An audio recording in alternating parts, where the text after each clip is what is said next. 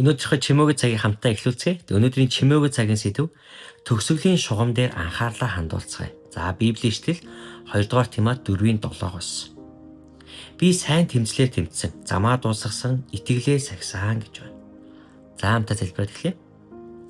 Эзэн минь би таны үгнээс суралцахаар ирлээ. Өөрийнхөө үгээр үнэхээр бидэнтэй яриач.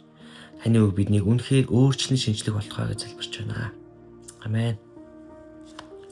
Би болоод сэтгэлийн хувьд гүйлтийн тамирч юм. Спортоор хичээлдэг байхдаа онцгойрох зүйлгүй ч ойрын зайд гайгүй гүйдэг байлаа.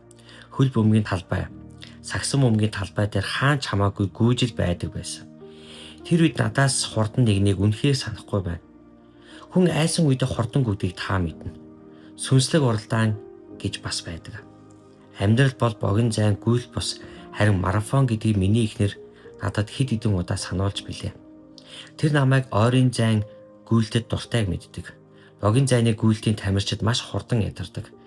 Тэднийг удаан хугацаагаар хол замд хурдтайгаар гүйлгэх боломжгүй.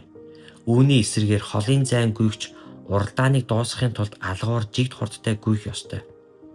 Христэд итгэгчдийн эцсийн зорилго бол Бурхан бидний өмнө тавьсан уралдааныг дуусгах явдал юм аа. Бид хичнээн хурдан хөдлөх нь тийм ч чухал биш. Гэхдээ бид дуусгах ёстой. Энэ уралдаанд бид өөр хэн нэгэнтэй өсөлдөхгүй боловч даван туулах ёстой саад бэрхшээлүүдтэй тулгардаг. Итгэгч бид өмнө маань Христийн тавьсан зорилгод хүрэх ёстой. 1 миль зайд гүйхийн тулд тойрог замаа 4 удаа тойрон гүйдэг. Эхний тойрог асуудалгүй. Гүйгч энэ үед эрч хүчтэй байдаг тул ядрахгүй. Харин 2 дахь тойрог нь тийм ч хялбар биш. Гэхдээ тэсвэрлэх боломжтой. Гүйлтийн тамирчид хамгийн их айдаг муу нэртэй 3 дахь тойрог байдаг.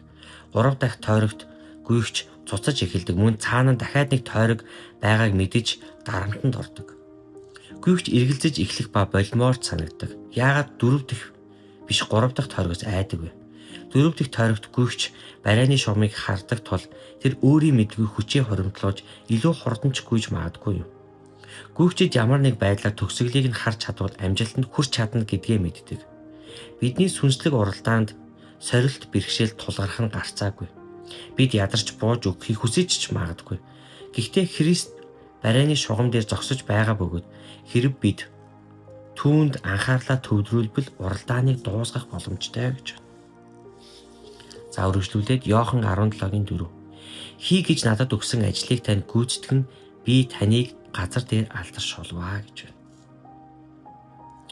За Үлс 20:24. Гэвч би Бурхны нэгүслийн сайн мэдээг гэрчилж эзэн Есүсээс хүлээн авсан үүрэг албаа гүйцээхийн тулд өөрийн амийг юм чинээ бодлогүй явж ирсэн гэж байна. Амен. Тэгээд эзний үг үргэлжлүүлэн та бүхэнтэй ярих болтугай. Бурхан ивэг